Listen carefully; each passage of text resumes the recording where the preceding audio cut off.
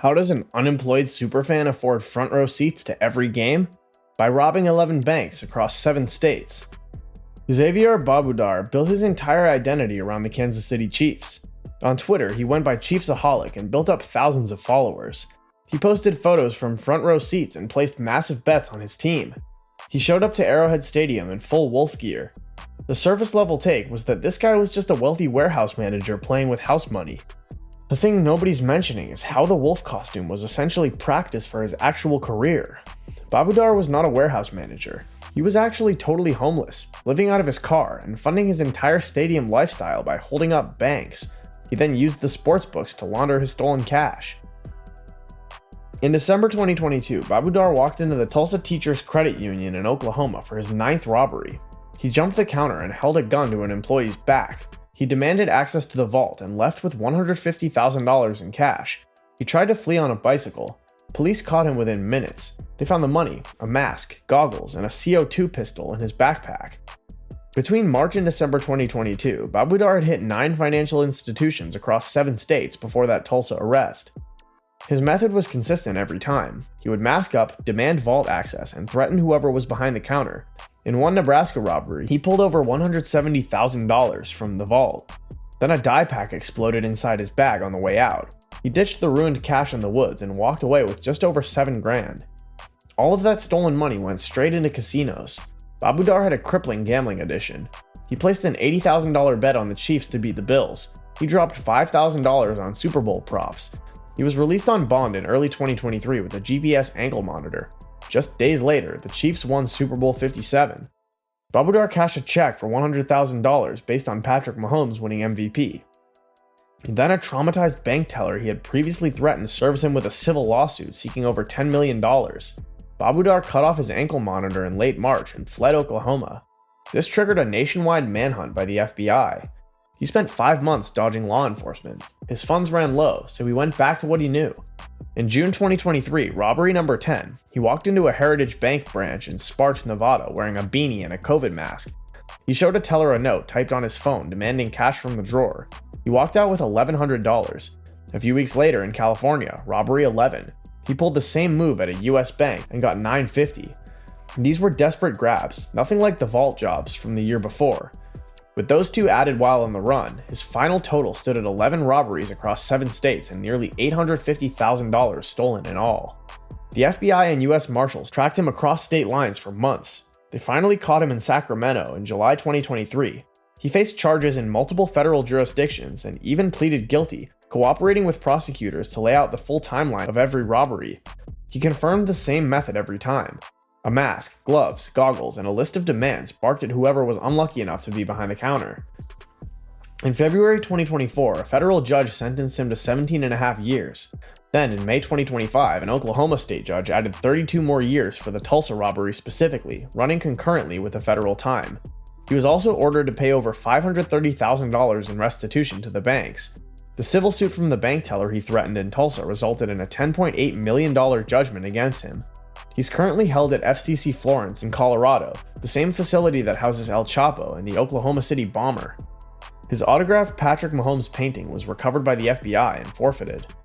Babudar was definitely not the very first guy to use a stadium alter ego to hide a massive criminal enterprise. Back in September 2016, authorities in Minnesota received a massive tip.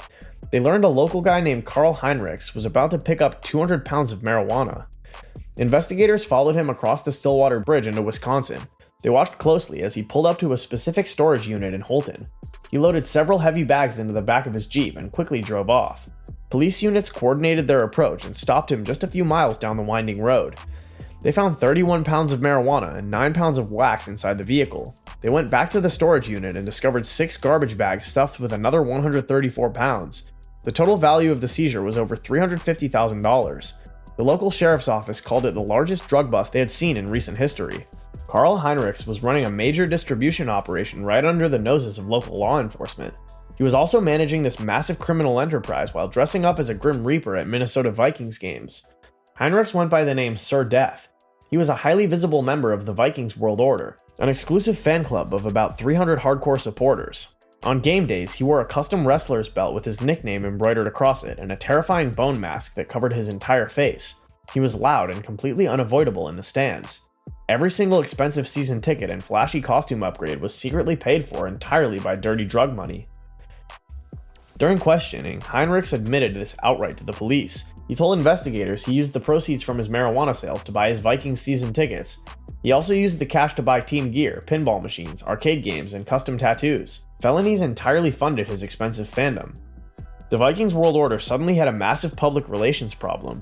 Heinrichs had been a member for years. He was deeply embedded in their community. Another member posted on Facebook saying they still loved Carl and considered him a great human being. The leadership removed him from the organization anyway. One of the original founders declined to talk about Heinrichs directly, but emphasized that the group focused strictly on charity work and supporting the team. They were not going to provide cover for a major drug trafficker. Heinrichs already had a documented history of minor drug convictions on his record. This new arrest for felony distribution and intent to deliver, charges which carried serious mandatory prison time. Bail was set at $200,000 while he waited in a local jail cell for formal extradition. His custom wrestler's belt and bone mask became evidence in a massive felony drug case. The guy who used to lead chants in the stands while hiding behind a skull mask became a permanent cautionary tale. The costume provided the perfect distraction. Nobody questions how a guy in a giant Grim Reaper outfit affords front row tickets because they're too busy asking for pictures. The fandom creates a shield of legitimacy that allows these guys to operate in plain sight.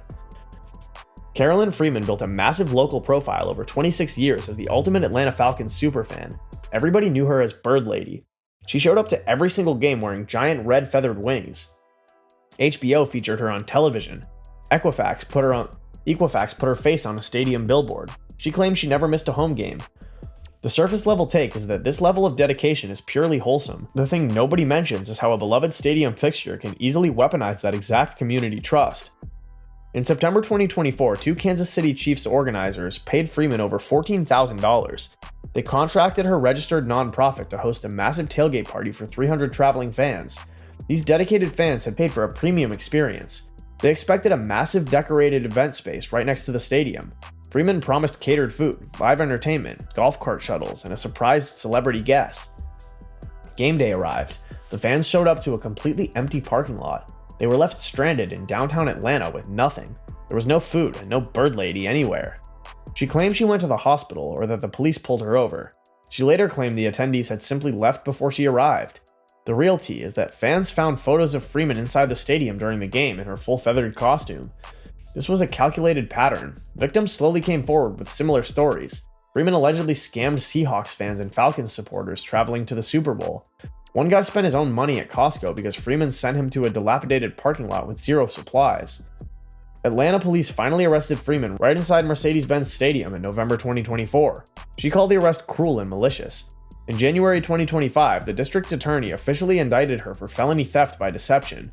She failed to show up for her preliminary hearing. When she did finally appear in court, she pleaded not guilty. The woman who built her entire identity around loyalty ended up scamming her own community. These cases prove that extreme fandom provides the ultimate camouflage. Subscribe to the channel for more deep dives and hit that like button.